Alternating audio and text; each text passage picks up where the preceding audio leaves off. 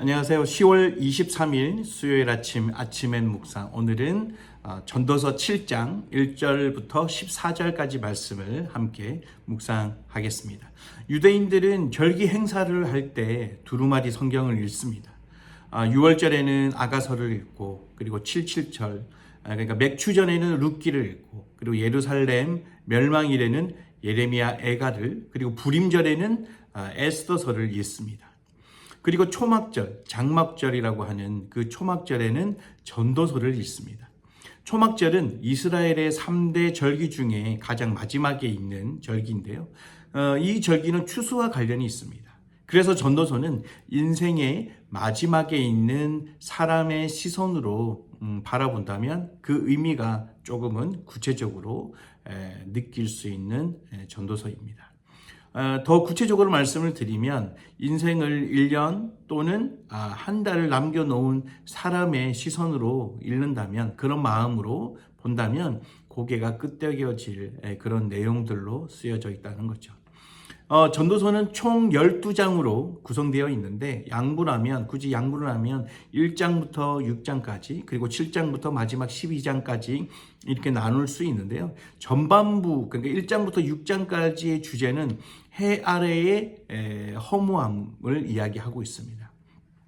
그리고 후반부 7장부터는 해 위의 지혜의 말씀, 그러니까 하늘의 그 지혜의 말씀에 대해서 이야기를 하고 있다라고 생각을 할 수 있는데요. 그래서 그 중에서도 오늘의 말씀은 참 지혜의 길이라는 그런 주제로 살펴볼 수 있을 것 같습니다. 오늘 1절 말씀에 보면 좋은 명성은 값진 향수보다 낫고 죽는 날이 출생하는 날보다 낫다라는 그런 표현이 있습니다. 생애의 순간순간은 짧게 좋은 향을 내며 사람들에게 환심을 살 수 있는 향수가 명성보다 더 중요하게 여겨질 수 있다는 겁니다. 그러나 인생의 긴 안목에서 보면 1년, 한 달을 그 인생을 남겨놓은 시점이라면 좋은 명성을 갖는 것이 다른 것을 소유하는 것보다 훨씬 더 가치가 있다는 것을 인정할 수 있을 것 같습니다. 그러면서 4절에는 지혜로운 사람은 죽음에 대해서 많이 생각하지만 어리석은 사람은 눈앞에 보이는 즐거움밖에 생각하지 못한다라고 이야기를 하고 있습니다. 그러니까 마음이 편하기로 하면 결혼식이 훨씬 낫습니다. 모든 사람이 다 웃고, 그리고 먹을 것도 풍성하죠. 그러나 장례식에 가면 그렇지 못합니다.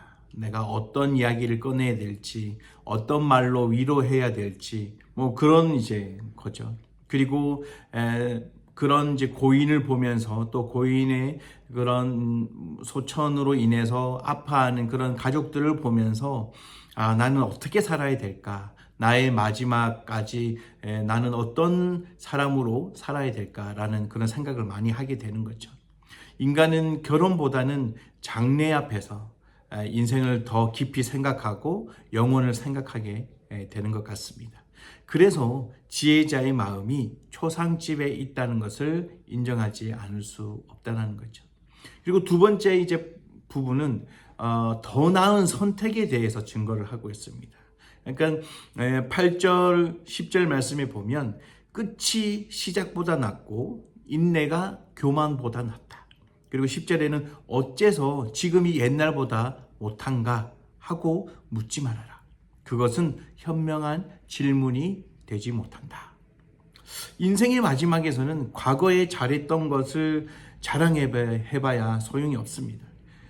내가 옛날 초등학교 때, 중학교 때, 어렸을 때 잘했던 그것만 계속 되새기면서, 되뇌이면서 거기에 과거에 얽매여 있으면 아무것도 할 수 없다는 거죠. 이따금씩 과거의 그런 아련한 추억에 사로잡힐 수는 있습니다. 그 정말 추억은 추억으로만 남겨놓아야 된다는 거죠. 생의 마지막이 가까울수록 하나님 앞에 설 것을 더욱 생각을 하고 나의 장래, 나의 영원한 것을 먼저 생각을 해야 될 때라는 거죠. 그래서 12절에는 이렇게 이야기를 하고 있습니다. 지혜로도 보호를 받을 수 있고 돈으로도 보호를 받을 수 있으나 지혜가 더 유익한 것은 그것이 소유한 자의 생명을 보존하기 때문이다. 돈과 지혜가 사람을 보호하지만 목숨을 살려내는 것은 지혜라고 합니다. 돈이 사람을 보호하는 것은 거의 대부분은 외적인 것에 관한 것입니다. 그 외적인 것이 내적인 것에서도 많은 도움을 줍니다. 그러나 인생의 궁극적인 문제와 그리고 정말 원초적인 그런 질문 앞에서는 결코 답을 줄 수가 없습니다. 그때는 반드시 지혜가 동원되어야 된다는 거죠. 오직 그 지혜만 우리를 궁극적으로 살릴 수 있습니다. 그리고 그 지혜는 오직 위로부터만 온다는 사실입니다. 그래서 야고보는 너희 중에 누구든지 지혜가 부족하거든 모든 사람에게 후히 주시고 꾸짖지 아니하시는 하나님께 구하라. 그리하면 주시리라. 야고보서 1장 5절에 말씀을 하고 있습니다. 오늘 마지막 14절에도 보면 일이 잘 되어 갈 때는 기뻐하고 어려움을 당할 때는 생각하라. 하나님은 행복도 주시고 고난도 주심으로 다음에 무슨 일이 일어날지 사람은 알 수가 없다라고 이야기를 하고 있습니다. 하나님은 우리의 삶에 기쁨과 어려움을 함께 두십니다. 하나님이 무능하셔서가 아니라 우리를 충분히 인도하실 수 있기 때문입니다. 우리의 미래를 안다면 우리가 더 씩씩하게 잘 할 수 있겠습니까? 그 반대일 거예요. 신앙이라고 하는 것은 하나님께서 행하시는 그 일을 듣는 것입니다. 귀로 듣고 마음으로 듣고 몸으로 듣는 것입니다. 그것이 바로 깊은 신앙의 지혜라는 거죠. 그러나 우리는 그 듣는 것을 너무나도 힘들어합니다. 우리 앞에는 언제나 인간의 지혜 또는 나의 지혜, 반대로 하나님의 지혜가 놓여져 있습니다.